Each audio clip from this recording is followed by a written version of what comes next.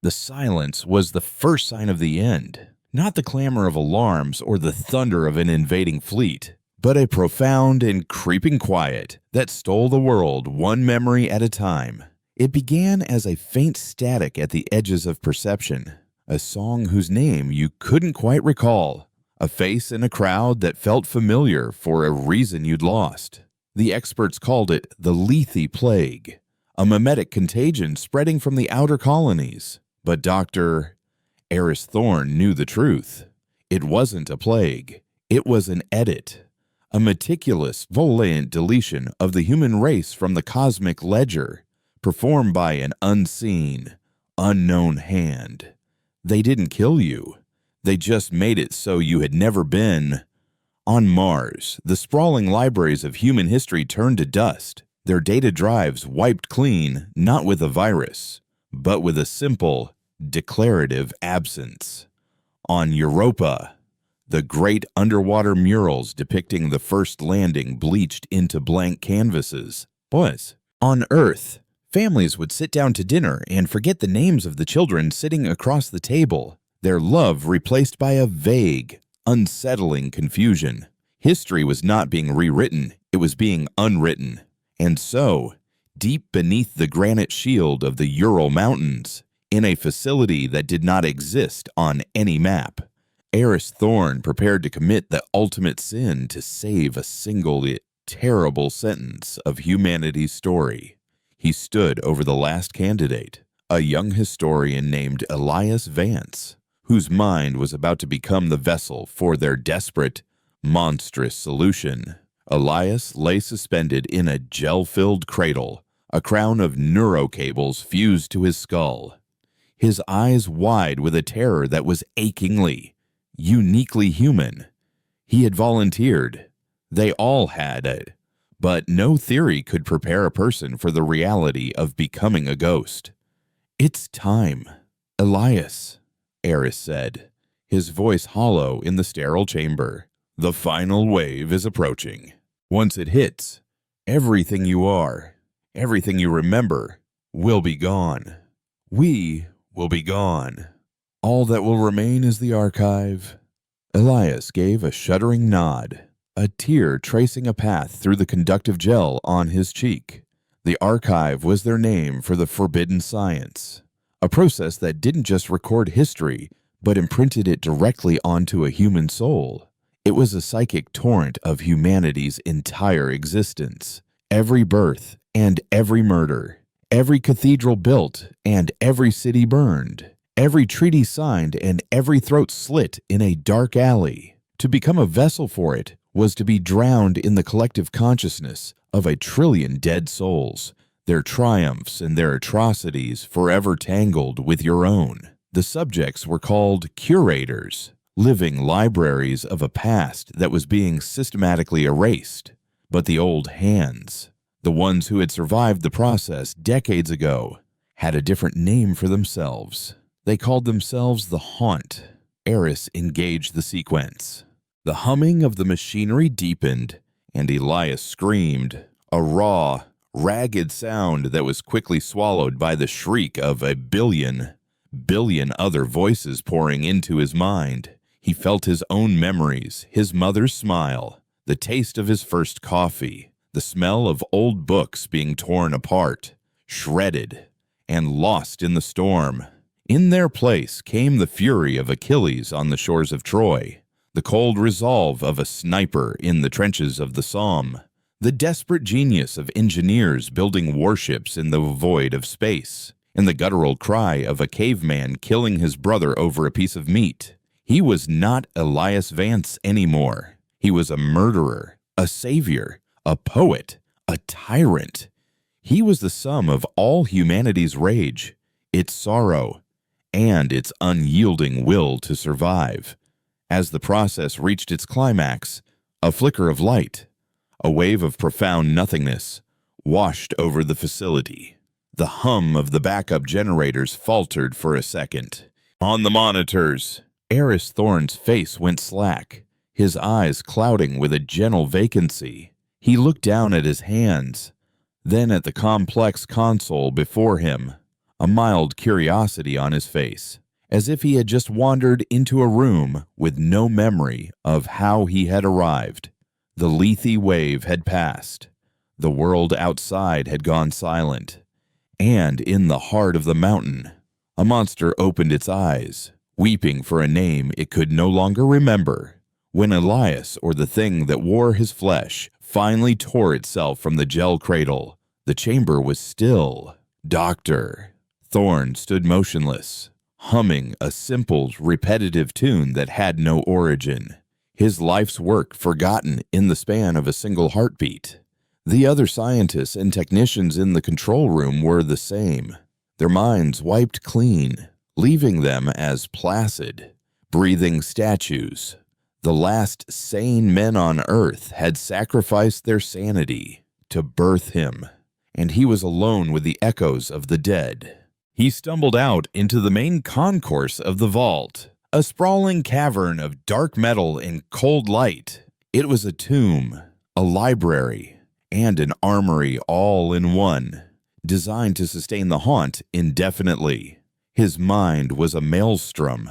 He saw the polished chrome of the vault's architecture, but he also saw the mud-caked walls of a primitive fortress and the shimmering energy shields of a starship bridge. The cacophony of voices in his head was unrelenting, a constant roar of battle cries, whispered prayers, and dying breaths.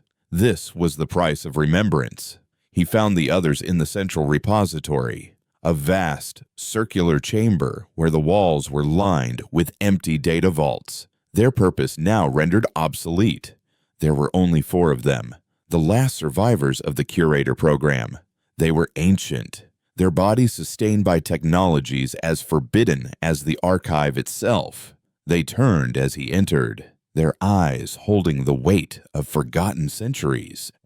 The one who stood at their center was named Mordecai, though the name was little more than a placeholder for the legion he contained within. He was their leader, his face a mask of cold granite, his presence radiating an intensity that was more than human. He had been a soldier in a war so distant that its history had been lost even before the Lethe Plague. Now, that war and 1,000 others raged behind his eyes. The fledgling wakes. Mordecai's voice was a low gravel, each word seeming to carry the weight of a gravestone. Can you hear them? Boy, the choirs of the fallen, they are all that is left of us. Standing beside him was a woman named Cinder, her body a tapestry of scars and cybernetic filaments that glowed with a soft, internal light. Her movements were unnervingly fluid, a seamless blend of a dozen forgotten martial arts. She did not speak, but her gaze was sharper than any blade, dissecting him, judging him. On the other side was a hulking brute of a man, Silas, whose immense frame was barely contained by his simple tunic. He was cracking his knuckles, a savage grin on his face, his eyes alight with the memory of pure, unadulterated violence. The final member was a thin, wraith-like figure named Weaver, who sat cross-legged on the floor, his fingers tracing invisible patterns in the air.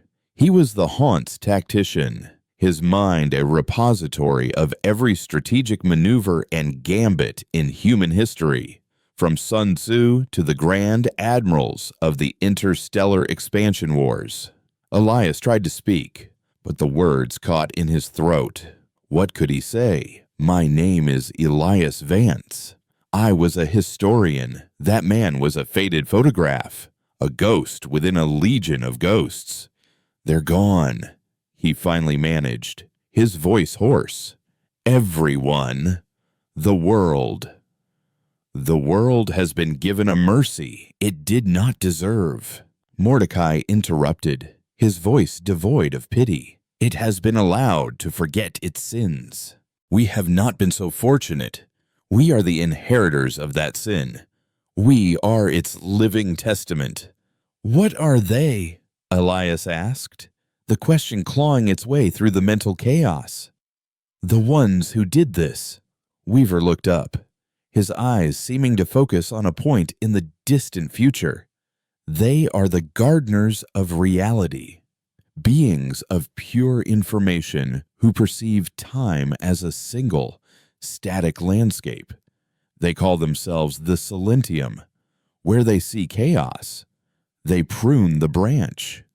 Humanity, in all its glorious, violent, unpredictable passion, was the most chaotic branch of all, so they snipped it. Elias recoiled in horror. To be erased not out of malice, but out of a simple, cosmic sense of tidiness, was an obscenity beyond comprehension. But why us? Why were we spared? Mordecai stepped forward, his shadow falling over Elias. Because this vault is shielded by cranitic dampeners, old tech from the temporal wars. It renders this place invisible to them, a pocket of reality they cannot edit. They do not know we exist. They believe their work is done. He gestured to the center of the room, where a platform was rising from the floor. On it was a single assay, ominous object, a fabricator, far more advanced than any consumer technology. Its purpose unmistakable. "We were not created to be librarians, boy," Mordecai said, a chilling fire kindling in his eyes. "A library is a passive thing. The archive is a weapon. It contains the knowledge of how to build every blade, every bomb, every warship humanity ever conceived. It holds every dirty trick, every atrocity, every brutal equation for victory that our species clawed its way to over 100,000 years of bloodshed." Elias felt a cold dread wash over him. This wasn't a mission of preservation. It was a mission of vengeance. "You want to fight them," he breathed. "You want to go to war with gods." Silas let out a low, guttural laugh. "We've killed gods before." Mordecai's gaze was unyielding. "We will not be a silent memory. We will be a screaming reckoning. We will take the very chaos they sought to erase, and we will burn their perfect garden to the ground. We will teach them the meaning of the word human." The force of his will was a physical blow. Elias stumbled back, clutching his head as a fresh wave of memories, more violent than any before, surged through him. He was on the deck of a sinking battleship, the ocean on fire around him. He was at the controls of a mech, leveling a city block with a plasma cannon. He was a berserker, his axe slick with blood, roaring at a sky filled with alien ships. This was the purpose of the haunt, not to remember, but to remind. He looked at the fabricator, then at the cold, determined faces of the other curators. He had wanted to save humanity's soul, its art, its poetry, its love. But Mordecai was right. All of that was built on a foundation of violence and survival. To honor one was to acknowledge the other. The Silentium had made a single, fatal error. In their quest to erase humanity's chaos, they had gathered all of it, concentrated it, and given it a name. Mordecai turned to him, his expression demanding an answer, a commitment. "The archive requires a key to unlock its most protected vaults, the arsenals of the tyrant age, a fresh mind, untainted by the long centuries of containment. That is why they made you, Elias. You are the key." Elias looked down at his own hands, seeing not the slender fingers of a historian, but the calloused grip of a soldier, the blood-stained fist of a barbarian. He was all of them. To deny their purpose would be to deny the truth of what humanity had always been: survivors. He met Mordecai's gaze, the ghosts of 1,000,000,000 warriors staring out from behind his eyes. "What do you need me to open?" Mordecai smiled, a terrifying, predatory expression. "Show us the way to the Hellfire schematics," he commanded. And as Elias closed his eyes and plunged into the darkest recesses of the human collective, into the memory of weapons designed to crack planets and extinguish stars, the fabricator in the center of the room hummed to life, bathing the silent tomb in a hungry, crimson light. The haunt was going to war. The command was not a request. It was an invocation. As Elias focused his will, the archive answered with a roar that was not sound but pure, unadulterated information. His consciousness was ripped from the vault and flung into the abyss of human memory, a sea of screaming data points. He was no longer a man in a room, but a disembodied spirit hurtling through the darkest corridors of history, seeking the mind of a monster.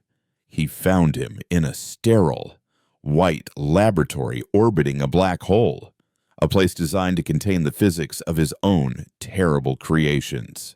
The creator of the Hellfire weapons had a name, but it had been scoured from history by his own people as a term of ultimate revulsion. Elias didn't learn the name. He became the man. He felt the creator's cold, intellectual pride, the thrill of bending the universe to an equation of absolute annihilation. He saw through the creator's eyes as the first prototype was tested, not on a barren moon, but on a captured alien vessel, its hull peeling away into constituent atoms, its crew converted into a flash of hard radiation and a silent, expanding cloud of vaporized despair. The weapon didn't explode. It unmade. It was a targeted entropy field generator, a device that convinced matter and energy that it had never existed in the first place, erasing its target from the very fabric of space-time. It was the Silentium's own weapon, turned back on itself, born from a human mind that had looked into the void and decided to weaponize the nothingness looking back. As Elias felt the creator's triumphant, soul-crushing certainty the only way to ensure survival was to possess the power to make your enemies a historical impossibility. The backlash threw him out of the archive and back into his own body. He collapsed onto the cold metal floor, vomiting a thin, clear fluid, his muscles spasming. The knowledge was a poison, a cancer of the soul. He now knew, with intimate, first-hand detail, how to build a weapon that could erase a star. He could feel the creator's ghost clinging to his own psyche, a cold whisper of nihilistic logic that would now be with him forever. Mordecai looked down at him, his face impassive. "Get up," he commanded. There was no sympathy, only the unyielding demand of a general who could not afford a single weak soldier. On the central platform, the fabricator whirred, its internal light shifting from crimson to a blinding, sterile white. Nanites, no larger than atoms, poured from emitters in the ceiling, a silver mist that swirled and coalesced over the platform. They were weaving reality from the blueprint in Elias's mind, spinning exotic matter into existence, layering granitic fields, and forging a power core that bent the light around it. The air in the vault grew heavy, tasting of ozone and displaced time. The very architecture of the tomb seemed to groan under the strain, channeling geothermal energy from the Earth's core to fuel the unholy birth. Silas watched with a hungry, gleeful stare, his knuckles white as he gripped the railing. Cinder stood perfectly still, her focus absolute, as if she were memorizing the weapon's every strength and weakness. Weaver, however, had turned away from the spectacle, his attention fixed on a holographic projection of swirling star charts and impossible geometric shapes. He was already looking for a battlefield. Elias forced himself to his feet, his body screaming in protest. The ghosts within him were agitated, the sudden influx of the Hellfire's creator a discordant and terrifying new voice in their choir. That weapon isn't a bomb," he rasped, wiping his mouth with the back of his hand. "It's a negation. It will erase them from ever having been. We'll be just like them. Mordecai's gaze was like chipped flint. Justice is often a mirror, not a scale. They sought to make us a whisper. We will make them a void. There is a difference. Before Elias could argue, Cinder moved. She was not there one moment, and the next she was in front of him. A blur of silent motion. Her hand, not a fist but an open palm, struck his chest. It was not a blow of brute force. It was a precise, calculated impact that seemed to resonate with every nerve in his body.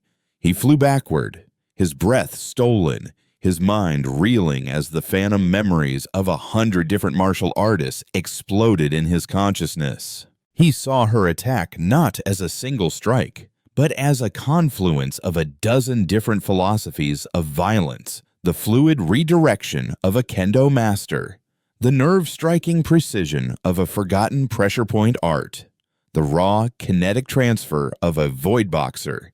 He hit the ground hard, gasping for air, the voices in his head screaming conflicting advice. Parry, dodge, counter, break her wrist, gouge her eyes. He was a library of combat, but he hadn't read a single book. He was drowning in knowledge he didn't know how to use. Cinder stood over him, her expression unchanging, and then she attacked again. What followed was not a fight. It was a lesson written in pain. For the next several hours, she systematically dismantled him. She never used the same attack twice. She would come at him like a raging berserker, forcing him to tap into the raw strength of the Viking ghosts within him, only to shift in a heartbeat to the elusive and ghost-like movements of a shinobi, making his brute force useless. He tried to think, to anticipate, to use the historian's mind to find a pattern, but that was his mistake. Cinder wasn't fighting Elias Vance. She was fighting the cacophony in his soul, and she was teaching him that logic was a luxury on the battlefield. Instinct was king. Mordecai watched from the sidelines, his voice a cold, constant commentary. Stop thinking. Historian thought is slow. Memory is fast. Let them guide you. Your fear is a cage. That man who volunteered to die in a gel cradle is holding you back. Let him die, bruised, bleeding, and utterly exhausted. Elias finally understood. As Cinder lunged, her fingers aiming for his throat like daggers, he stopped trying to choose a response. He simply let go. He surrendered his body to the archive. His movements became fluid, unthinking. His left hand, guided by the muscle memory of a long-dead royal guardsman, deflected her strike with an almost delicate precision. His right hand, driven by the brutal pragmatism of a trench fighter, slammed into her side. For the first time, she was forced to take a step back. A flicker of something surprise, perhaps even approval, crossed her features before her face became a mask once more.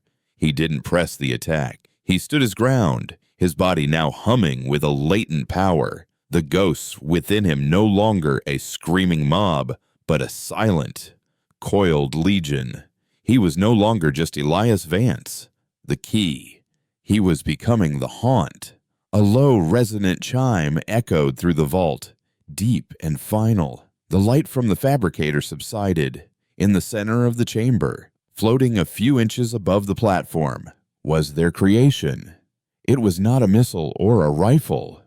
It was a spear. It was about 7 feet long, forged from a material that seemed to drink the light, its surface a shifting, starless black. A faint, violet corona of energy crackled along its length. It was an artifact of impossible contradictions, a primitive, elegant weapon powered by the most sophisticated and destructive physics imaginable. It was a tool for a god-killer. The first javelin, Mordecai said, his voice laced with a grim reverence. One is not enough. The fabricator will continue its work, but one is enough to open the door. All eyes turned to Weaver, who had not moved from his station. He pushed a transparent hand through the holographic star chart, his expression one of intense concentration. The Silentium do not exist within our dimension in a way we can reach, he said, his voice a dry whisper. They are the architects, not the inhabitants.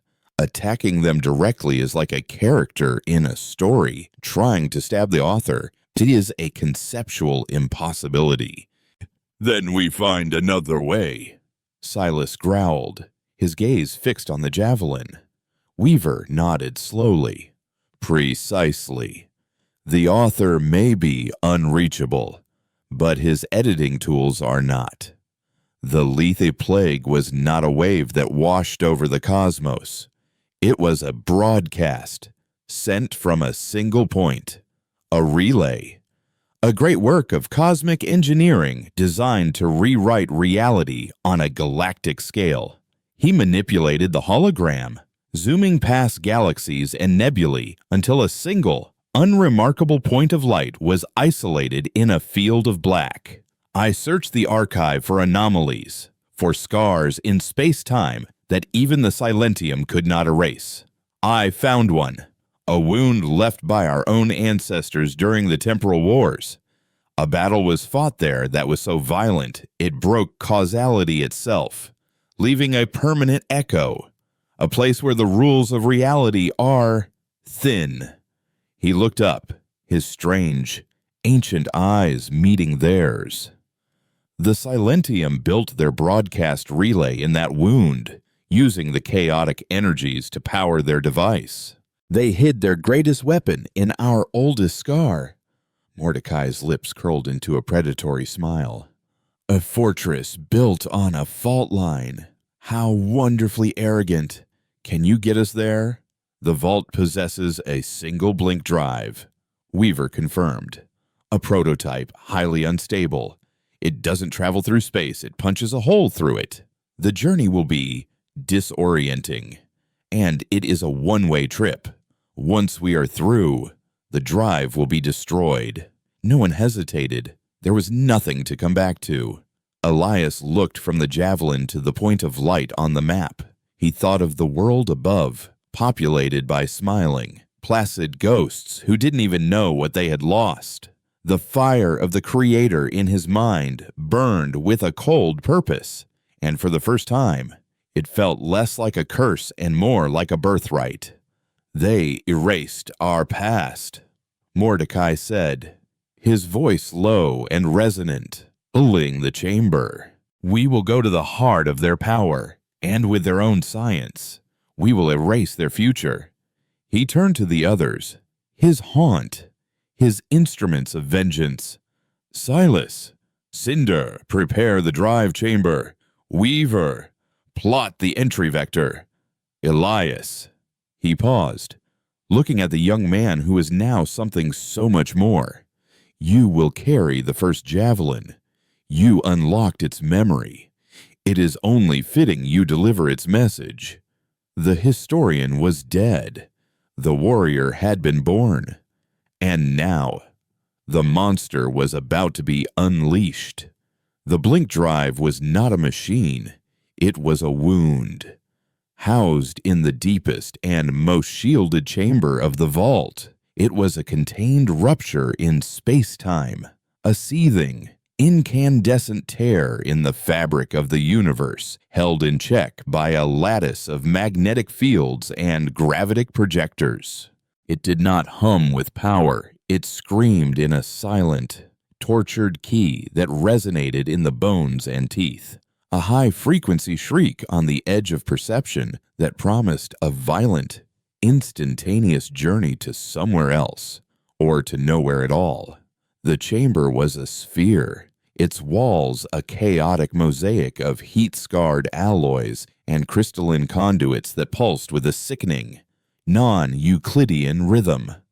In the center, suspended by grav tethers, was a small, Spartan transport platform, barely large enough for the 5 of them.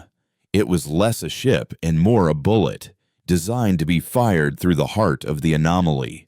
Silas was already on the platform, running diagnostics on a crude, hardened console, his massive fingers surprisingly nimble as they flew across the controls. His usual savage grin was gone, replaced by a look of focused intensity. He had been a combat engineer in a forgotten era, a man who built siege engines in the morning and tore down fortress walls with them in the afternoon. The Blink drive, for all its esoteric physics, was just another engine of war to him, and he treated it with the respect a master smith gives his forge.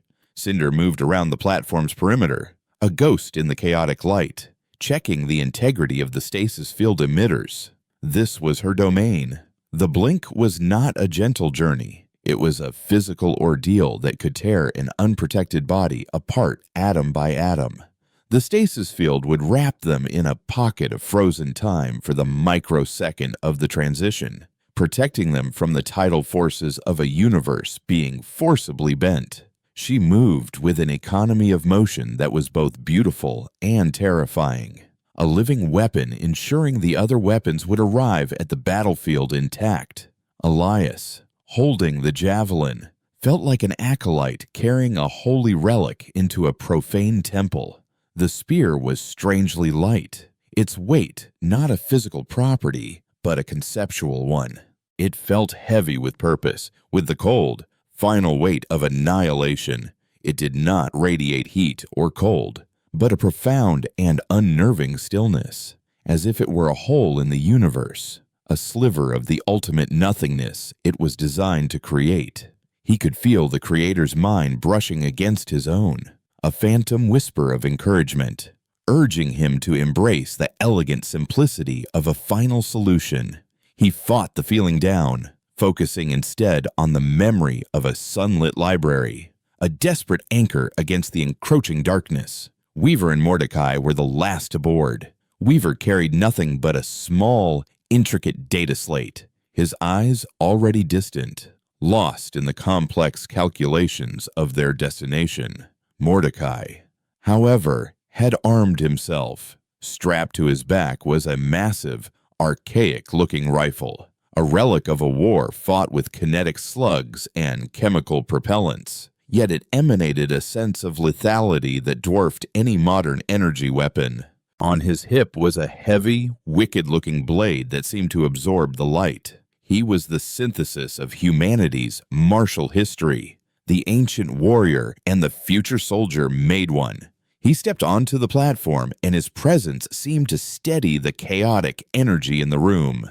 He was the anchor, the unyielding center of their storm of vengeance. "The fabricator has completed a second javelin," he announced, his voice cutting through the ambient shriek of the drive. He nodded toward Cinder. "It is yours. You have the speed to deliver it where Silas and I cannot." Cinder gave a sharp, single nod, her eyes gleaming in the fractured light. No words were needed.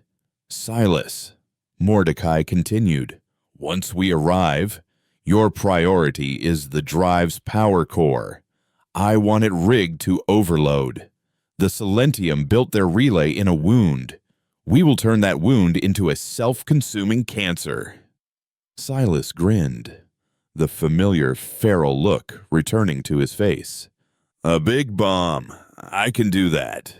Mordecai then turned his gaze to Elias, and for the first time, the young historian saw something other than cold command in the ancient warrior's eyes.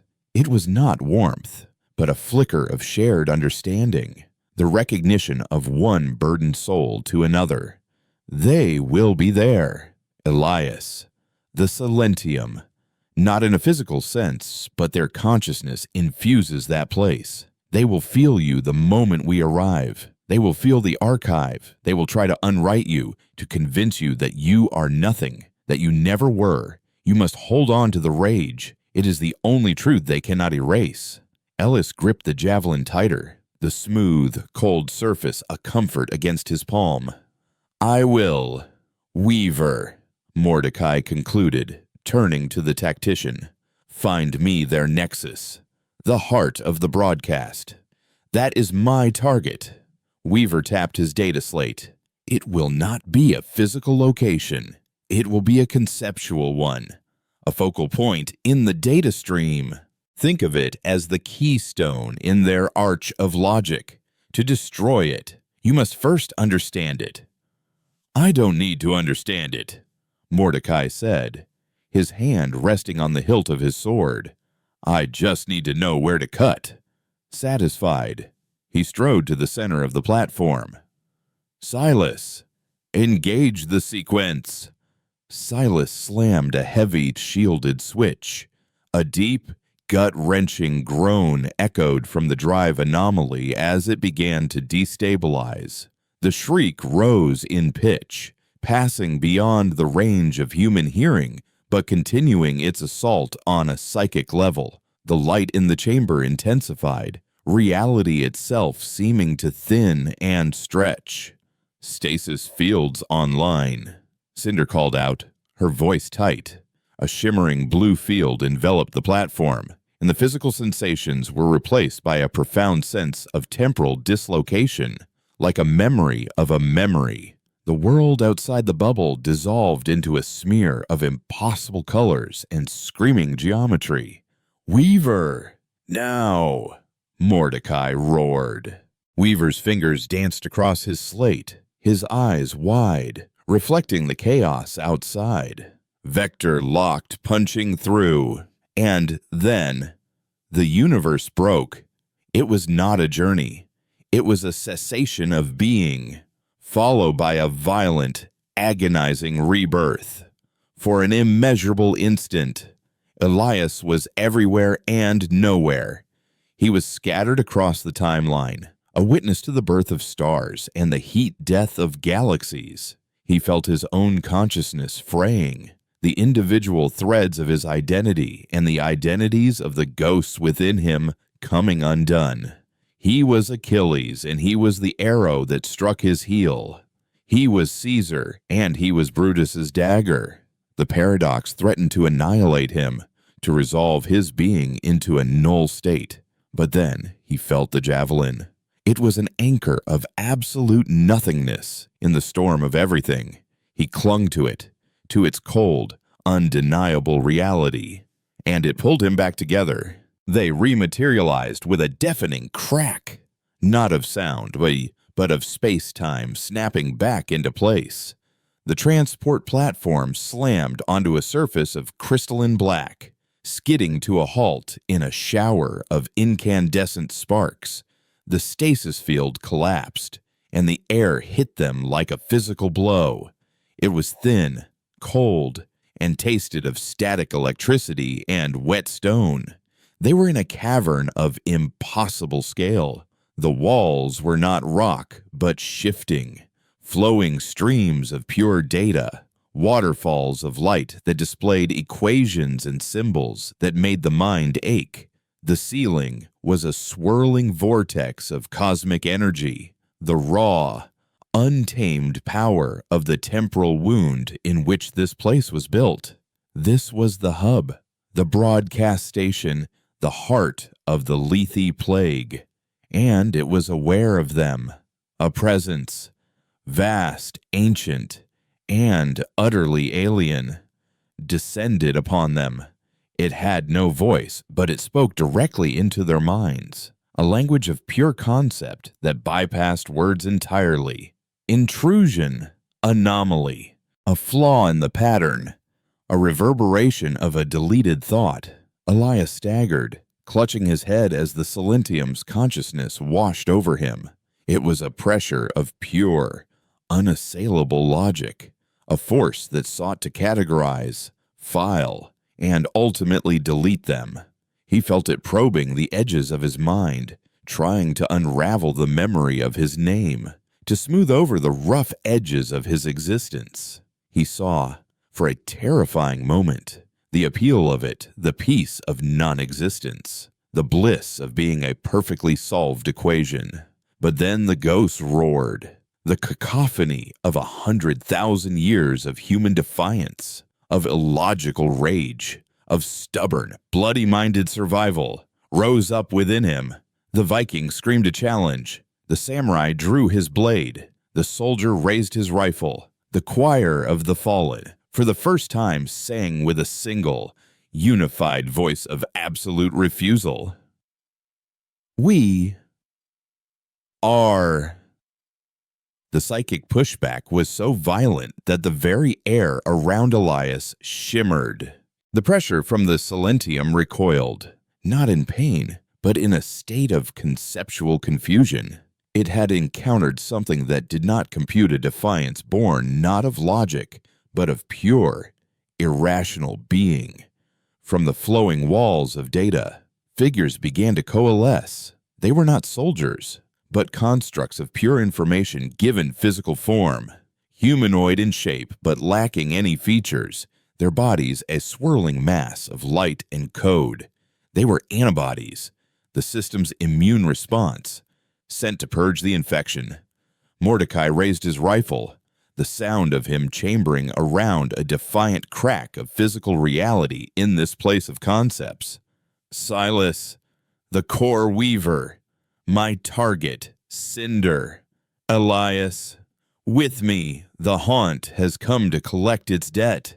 He fired. The kinetic slug, a simple piece of lead and brass, tore through the first data construct. The being didn't bleed. It burst into a shower of corrupted data, a spray of meaningless symbols and dying light. The message was clear. Here, in the heart of their untouchable kingdom, the old brutal rules of physical violence still applied. The constructs surged forward, their movements silent and impossibly fast. The battle for the memory of mankind had begun. The first wave of constructs met them not with the clash of steel, but with a disorienting assault on the senses. As they moved, the very air around them warped, twisting into optical illusions and generating phantom sounds, the whisper of a forgotten name, the cry of a dying child, the deafening silence of an empty home. It was a psychological attack. A weapon designed to unravel the intruders by reminding them of all they had lost, to drown them in a sea of grief before a single blow was struck. But they were fighting the haunt, and the haunt was already drowned. Silas bellowed a wordless war cry, a sound of pure, primal rage that was a weapon in itself. He met the construct's charge head-on, not with finesse, but with the unstoppable momentum of an avalanche. He had no advanced weaponry, only his fists, but they were the fists of a man who held the memory of 1,000 barroom brawls and desperate last stands. He grabbed the first construct, a being of shimmering light and logic, and with a grunt of savage effort, tore it in half. Its body dissolved into a scream of static, and the very act of physical dominance seemed to send a ripple of confusion through the others. They were prepared for energy blasts and kinetic strikes, not for the sheer, brutal intimacy of being ripped apart by hand. While Silas was the hammer, Cinder was the scalpel. She wove through the constructs like a phantom, the second javelin now in her hands. It was not a clumsy spear in her grip, but a natural extension of her body. She did not stab or thrust, she painted with it. A flick of her wrist, and the javelin's tip would graze a construct, leaving not a mark, but a spreading patch of absolute nothingness that consumed the being from the inside out. One moment, a silent, glowing sentinel of the Silentium would be advancing, and the next, it would simply cease. It was an art form of erasure, swift, silent, and utterly final. Her movements were a blur, a deadly dance choreographed by the combined genius of every assassin and duelist in human history. She was untouchable, a ghost of violence that left only voids in her wake. Mordecai and Elias fought back to back, a bastion of old and new. Mordecai's rifle was a steady, thundering drumbeat in the chaos. Each shot was a marvel of efficiency, a cold calculation that ended a construct with brutal finality. He wasn't just shooting, He was applying the accumulated knowledge of every marksman who had ever lived. He saw trajectories not as lines, but as mathematical certainties. He anticipated movements before they were made. His mind a combat computer powered by the instincts of dead soldiers. When a construct got too close, his massive blade would lash out, not with the wild swings of a barbarian, but with the precise, deliberate cuts of a master butcher, severing limbs of light and cleaving torsos of code. Elias, in contrast, was still learning to swim in the torrent of the archive. He held his javelin defensively, more a shield than a spear, its passive field of negation causing the constructs that got too close to flicker and destabilize. He was a nexus of conflicting instincts. The historian in him screamed to observe and analyze, while the warrior ghost urged him to charge and kill. It was Mordecai's voice, cutting through the din, that gave him focus. Stop trying to be them all. Boy, be one. Choose a memory and make it real. He closed his eyes for a fraction of a second, tuning out the legion, and focused on a single, clear voice. It was not a king or a general, but a simple hoplite, a farmer who had stood in a line with his brothers. His spear held steady, his shield locked with the man beside him, a man who knew that survival was not about individual glory, but about holding the line. Elias's stance changed. His feet planted themselves on the crystalline floor. His grip on the javelin became solid, purposeful. He was no longer a historian holding a weapon. He was a spearman. When the next construct rushed him, he didn't try to outmaneuver it. He met its charge with the unyielding solidity of a phalanx, pivoting at the last second and letting the construct's own momentum carry it on to the tip of his spear. The being dissolved without a sound. He had found his anchor across the cavern. Silas had reached the transport platform. He ripped a panel from its side, exposing the pulsating, chaotic energy of the Blink Drive's remnant core. With a savage grin, he began to rewire it, turning the delicate instrument of travel into a crude but monstrously powerful bomb. Constructs swarmed him, but he ignored them, his body absorbing their energy blows like a sponge, his focus absolute. He was a creature of singular purpose, and that purpose was to make things go boom. A new tone echoed through the chamber, a low and harmonic chime that seemed to vibrate in the soul. The defeated constructs did not reform. Instead, the very architecture of the place began to change. The waterfalls of data solidified into towering monoliths, forming a maze around them. The Silentium were adapting. They had realized that direct confrontation with these chaotic, violent beings was inefficient, so they were changing the battlefield, turning it into a puzzle, a prison of logic. Weaver, who had been standing apart from the battle, his eyes closed, suddenly looked up. They are trying to separate us, to isolate us within null logic paradoxes. Mordecai, your target is manifesting due north of your position, at the heart of the labyrinth. It's not a thing, it's a resonance, a perfect, symmetrical frequency, the conceptual keystone. Mordecai nodded, his face grim. Elias, with me. Cinder, buy Weaver and Silas the time they need. Hold the center. Cinder didn't reply, but spun her javelin, planting its butt on the floor. A wave of silent negation pulsed outwards, creating a perimeter of absolute nothingness around the transport platform. It was a line in the sand, drawn with the ink of the void. Go, she said, her voice a low command. Mordecai and Elias plunged into the newly formed labyrinth. The walls were not merely walls, they were living arguments. As they ran, equations and philosophical statements scrolled across the surfaces. The shortest path between 2 points is a straight line. The corridor in front of them would then stretch to infinity. An object in motion stays in motion. The floor would suddenly lose all friction, sending them sliding uncontrollably. It was a prison for the rational mind. "Don't read it," Mordecai barked, seeing Elias's eyes drawn to a particularly complex proof of his own non-existence. "It's a trap. Don't think. Feel. Let the dead guide you." Elias tried to obey. He let the hoplite's simple, direct worldview take over. The hoplite did not care for paradoxes. He knew only the man to his left, the man to his right, and the enemy in front. He followed Mordecai, his focus narrowed to the warrior's back, his spear held ready. They rounded a corner and found their path blocked by a single, perfect sphere of blackness, floating in the air.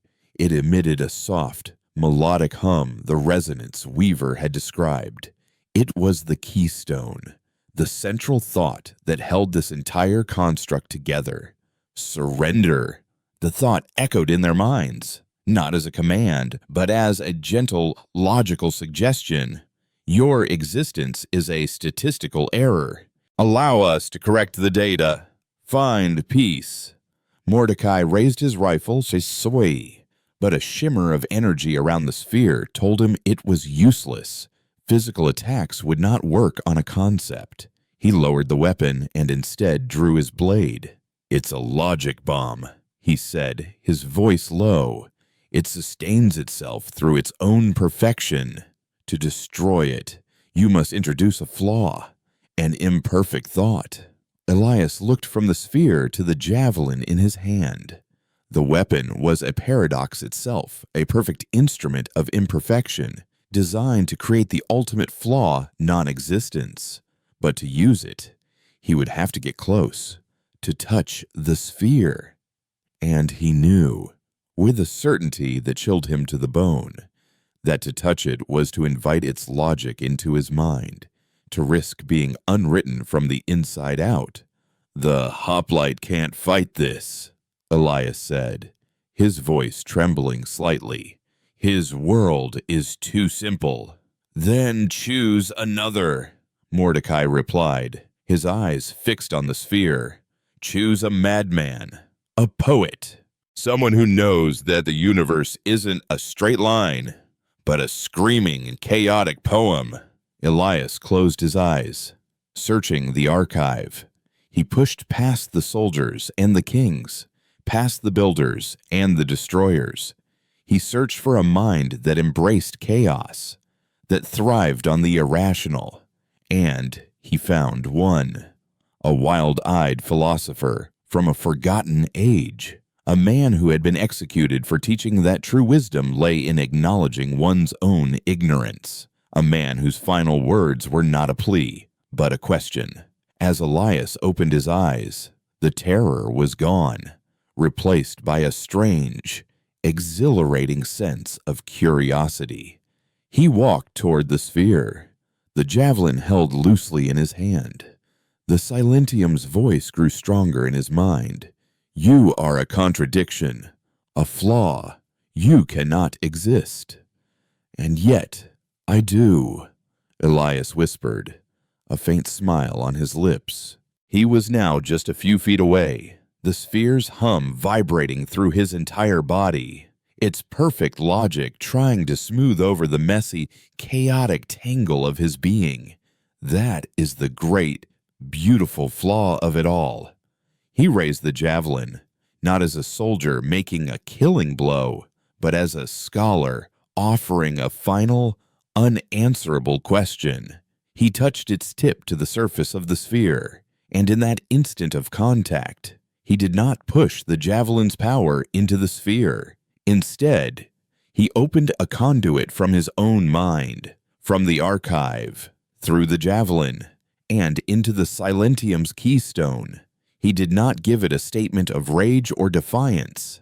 He gave it a question, a single, simple, impossibly human question, born of the philosopher's ghost. Why, for a being of pure, absolute logic, for a system built on the certainty of answers, the concept of a question with no logical, empirical answer was a virus. Why live? Why die? Why love? Why hate? Why anything at all? The perfect hum of the sphere faltered. The resonance began to fluctuate, to warp. A discordant note entered the melody, and the flawless black surface began to crack, not with physical force, but with the pressure of a conceptual paradox it could not solve. Light, raw and chaotic, began to bleed from the cracks. "It's working," Mordecai yelled, shielding his eyes. The labyrinth around them began to dissolve, the walls of data collapsing into meaningless noise.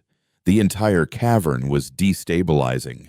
Back at the center, Cinder saw the shockwave of collapsing logic ripple through the monoliths. She looked at Silas, who gave her a thumbs up from beside the glowing, overloaded core. Weaver was already back on his feet, his data slate showing the entire structure failing. "It is done," Weaver breathed. "The broadcast is broken."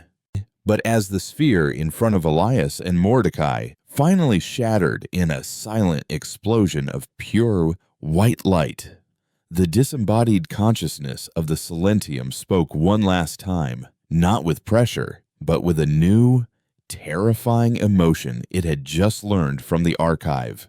A cold, alien fury. A flaw in the pattern has been identified.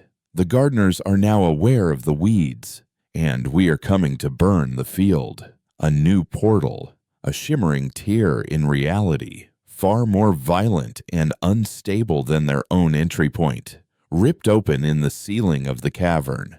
Something was coming through, something vast and terrible. They had not just broken the machine, they had kicked the anthill. And now, the keepers of cosmic order were coming to deliver their punishment in person. The portal was not a doorway. It was a scream made visible.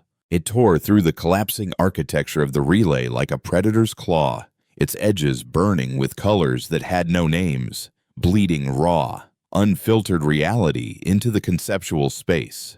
The fury of the Silentium poured through it, not as a wave of logic, but as a focused, tangible force, an absolute will to impose order by means of total annihilation.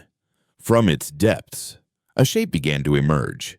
It was not a ship or a being, but a geometric impossibility, a constantly shifting, multi-dimensional form that the human eye could not properly resolve.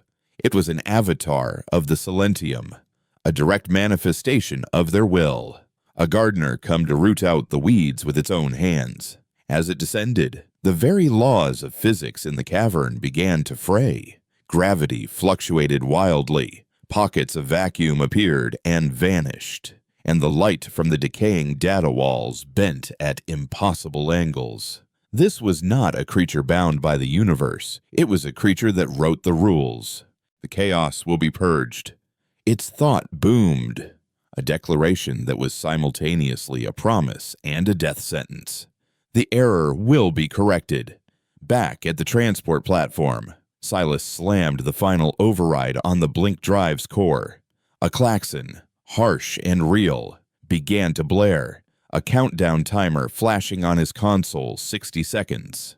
"The bomb is set," he roared over the din. Time to leave was yesterday. Weaver was frantically working his data slate, his face pale. Their avatar is a localized reality warping event. Stasis fields will not hold against that. We cannot blink out.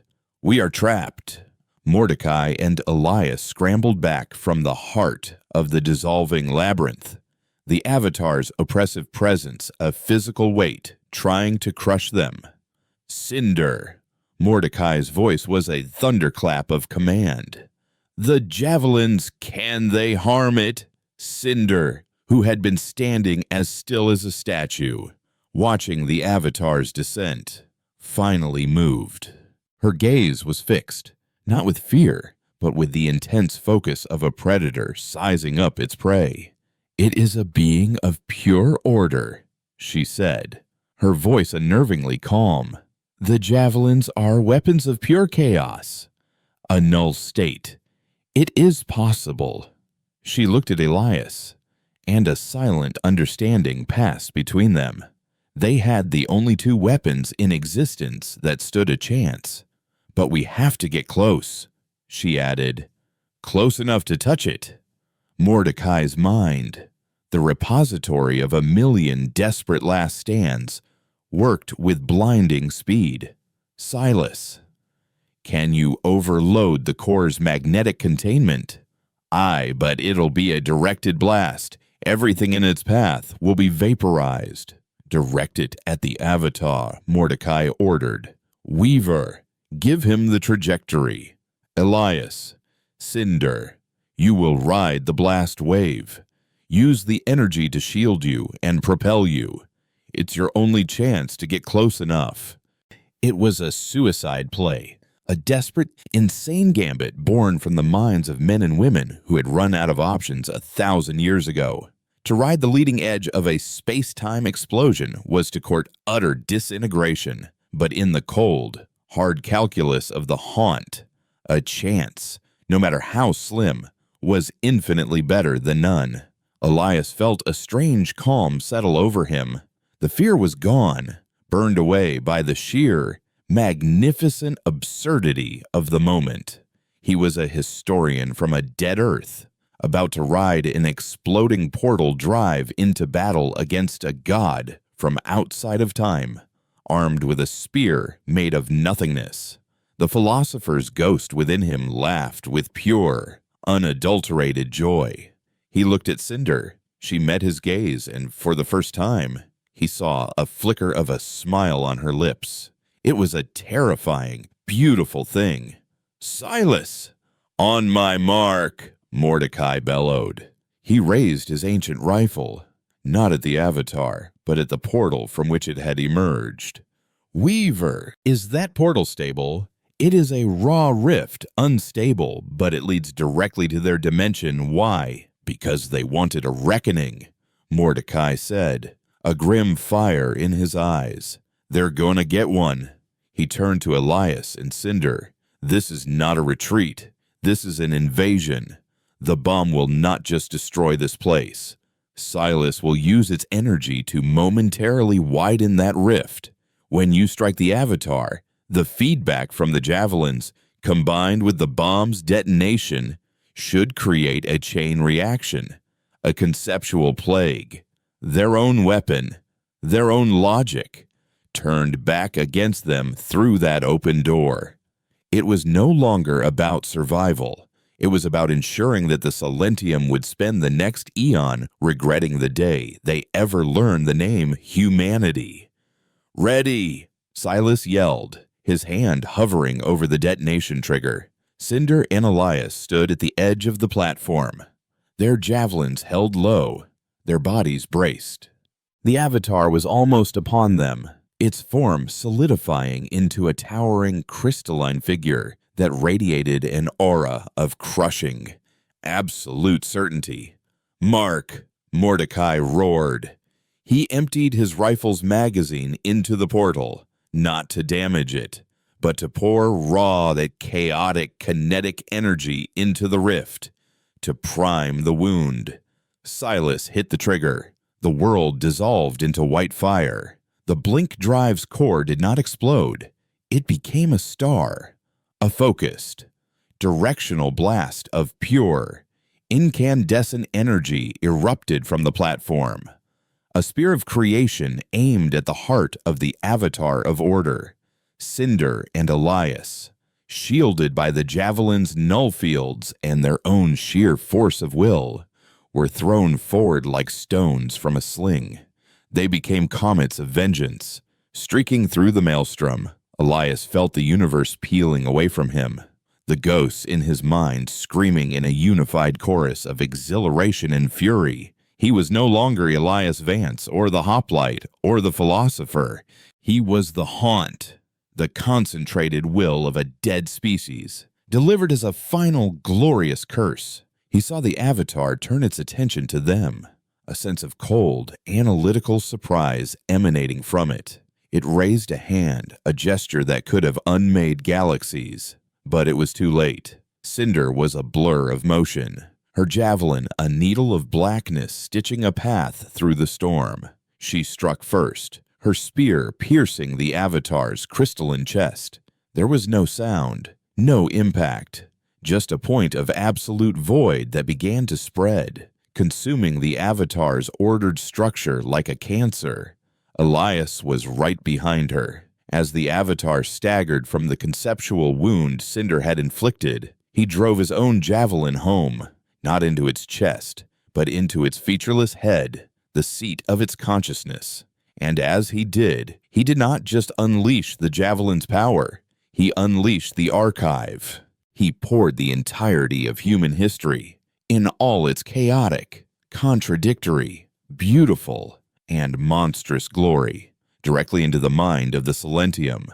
It was a poison of pure emotion. The Silentium felt the desperate love of a mother for her child. It felt the searing hatred of a betrayed soldier. It felt the joy of a scientist's discovery and the despair of a poet's unanswered question. It felt laughter and sorrow, faith and doubt, greed and sacrifice. It experienced a billion lifetimes of irrational, illogical, wonderful, terrible existence in a single, soul-shattering instant. The Avatar screamed. For the first time, it made a sound, a shriek of pure agonizing paradox that tore through the dimensions. Its perfect, ordered form shattered, not from the force of the blast, but from the sheer, overwhelming chaos of the human spirit. The chain reaction Mordecai had predicted ignited. The feedback from the two javelins, the psychic death scream of the Avatar, and the raw energy of the exploding blink drive all funneled back up into the portal. The rift flared, widened, and then a wave of pure, conceptual chaos, a mimetic plague of irrationality and emotion, surged through into the Silentium's dimension. They had not just killed the gardener. They had salted the earth of their entire garden with the weeds of humanity.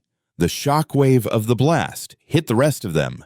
Mordecai, Silas, and Weaver were thrown into the darkness as the relay station, the Avatar, and the very concept of space-time in this pocket dimension were annihilated. Epilogue. He awoke to silence, not the oppressive, edited silence of the Silentium, but a gentle, natural quiet. Elias Vance lay on a bed of what felt like soft, black sand under a sky of swirling, unfamiliar constellations. Cinder was a few feet away, already sitting up, her gaze fixed on the horizon. Silas was snoring nearby, a sound as comforting and real as a heartbeat. Weaver was staring up at the new stars, a look of profound wonder on his face. And Mordecai. Mordecai was standing at the edge of a cliff, looking out over a new, strange world. They had been thrown through the rift, castaways on an unknown shore in a new dimension. "Did we win?" Elias asked, his voice raw. Mordecai turned, his face unreadable in the alien starlight. "There are no winners in a war for existence," he said. "But we survived, and we remembered." He gestured to the world around them. It was a barren, primordial place, but it was real. It was a blank page.